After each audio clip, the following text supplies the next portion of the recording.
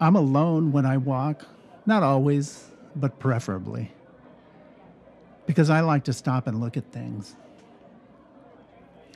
I stare at vacant lots, imagining what might be built there, what I would build there if I were a billionaire. I'm not. I love construction sites. Ugh. I'll stop at every one and look through the diamond windows at weeds or big holes or men working. I can stare at the orange tarps that line the open floors of tall buildings under construction. It looks like skin. The city, it's alive and growing. Its bones and skins are growing, changing and breathing. I love to look at architecture. My town is overflowing with brilliant architecture. All the superstar buildings, the iconic buildings, the flagships, trendsetters, so many, everywhere you look. And the history of architecture, all here. Little gems from the earliest days, tucked away here and there. The contemporary mirrored slivers poking up, everything in between. And the bad architecture, the horrific and stupefying buildings, too. Everywhere you walk. And road construction. I love the orange barrels in the street, the big metal plates, jackhammers. I'll take pictures of men working in their orange vests. They don't always approve. I like water, walking along the river, up and down the beach. I like to explore stores, all kinds of stores. I walk the aisles up and down, see what my neighbors are buying. I like walking through strange grocery stores, especially. Now, I explore the city for art galleries.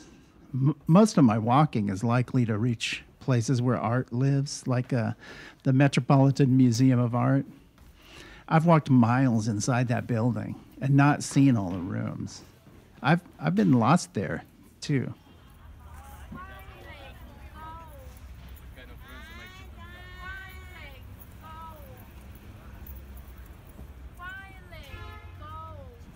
Art museums are my church, but I like other people's churches, too.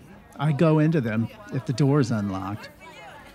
Now, Jesus of Nazareth walked everywhere, his whole life. He walked into the desert. He spread his gospel on foot. He sometimes got his feet washed, too, but mostly they were dirty. The dirty, dusty, blistered feet of Jesus. And I think about that. And I like looking at living people, of course. That's what a city is, a big collection of thoughts and actions, all the various people, different shapes and sizes and desires, separate, together, all their multiple agendas and people waiting for them somewhere. Do they look at me too? Do they think about me, about the city around them as they walk, the same way I do? Do they recognize themselves in me as I pass on the street? Or am I just another anonymous stranger to them? I remember walking through my neighborhood in Naha City, Okinawa. It's a long time ago. My friends and I were in the first grade and free to roam, I guess. It seemed like a big place, but we didn't really go that far, I'm sure. From the street, I could see the ocean. It looked so far away, but it wasn't really.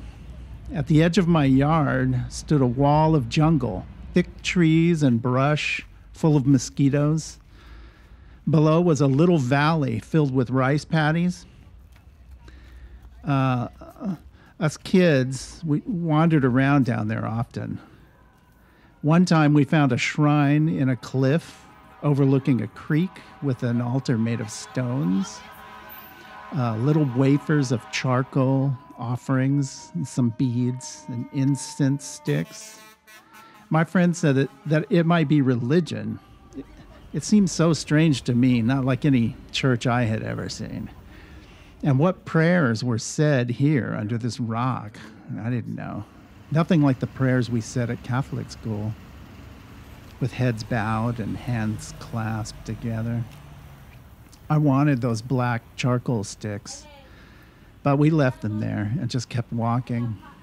I'm not sure why we didn't just keep walking straight away into the Japanese countryside. What stopped us? I didn't have any obligations or chores to do. I don't remember being afraid of getting into trouble. Maybe my mom or dad told me not to go too far. Maybe I did have boundaries. I don't remember. I would ask my parents, but they're both dead. They would never remembered any of that anyway.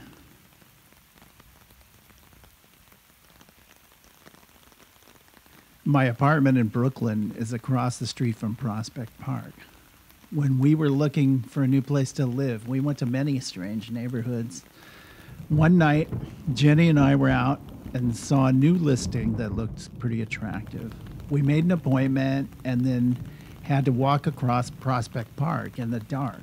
We had only been here like a few times.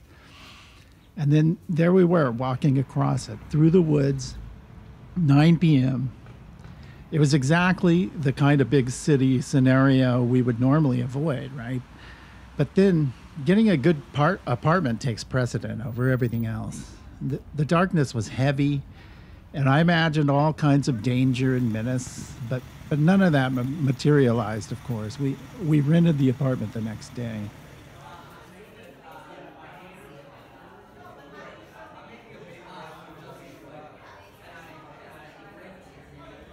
I've walked about every trail in Prospect Park. I used to do it with my dog every single day, but he died, so now I go alone. It's an amazing natural space, alive with plants, verdant, just oozing growth. Swans live there, a whole family of them, and turtles, multitudes of turtles, and songbirds yelling at each other and yelling at me. All my neighbors are there too, sometimes, but in the park there's lots of room to breathe. In the winter, you can actually be alone, completely alone. I walk out my door in snow boots, trudge through the snow drifts to the very center of the park and stand silently alone in a vast frozen field of snow. The whole muffled metropolis is surrounding me. My neighbors, all warm in their little homes.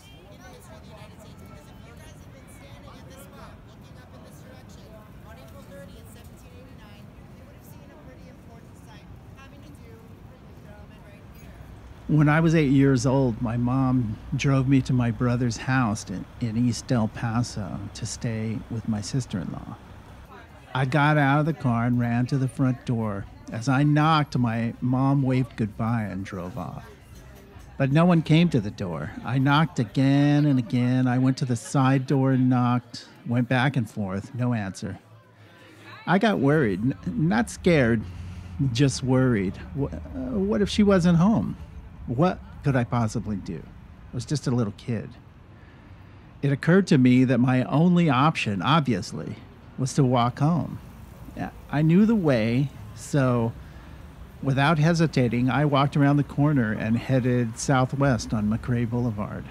It was a straight shot down to the freeway, then left along the access road to our house in a trailer park near Zaragoza Road, 6 miles on a map, but I didn't know that. I watched my mom closely as she drove everywhere. I could see my way home clearly in my mind. I could see me walking there easily. I remember I had on little cowboy boots, the perfect footwear for walking. I encountered no one on foot the whole time.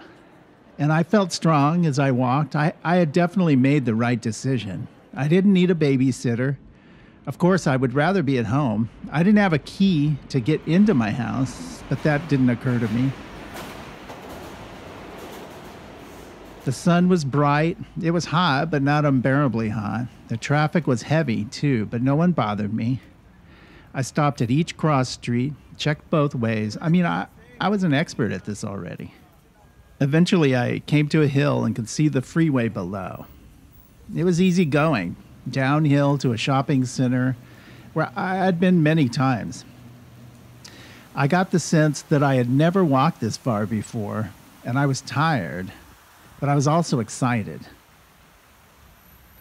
I walked alongside a big parking lot, and there were lots of cars coming in and out now. They were big and close. People were coming and going to their cars. I recall the smell of hot asphalt and the sun glinting off the chrome bumpers and windshields. It was bright. I was impatient to get under the freeway and on into the desert heading south and away from all this. I could see the underpass there, dark and shady. Maybe I could even rest there in the shade for a while before going home. I heard a car horn honking, but I assumed it was just traffic. Then the horn again, closer. Finally, a car stopped in a driveway, blocking my path. I started to go around it when I heard a voice say, "David, what are you doing here?" It was my mother's friend, Ann West. She looked concerned and told me to get in the car, so I obeyed. I told Anne my story as we drove back to my brother's house. I can see her there behind the wheel interrogating me as I sat in that big car feeling very small. I remember being so disappointed. Why did she have to interfere this way? I didn't need rescuing. I was almost there, and she'd ruined it. It was only by chance that she found me. I could have made it. I would have. I'd made it 2 miles.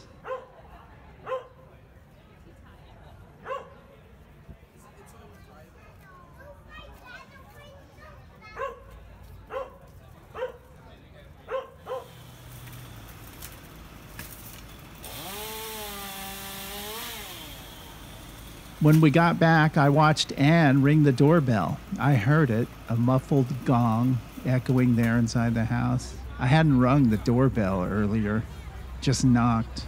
And Janet hadn't heard me. Anne was livid, Janet was contrite, and I was disappointed. Later that day, I rode home in the car with Mom, and she pointed out just how far it was. Who knows what would have happened to me in those miles of desert on the outskirts of town, little kid wandering around alone. I didn't have any water. What was I even thinking? I can still see her worried face, furrowed brow. And I remember looking out the car window at the brown sand and creosote bushes passing by in the hot sun, miles of sand and creosote.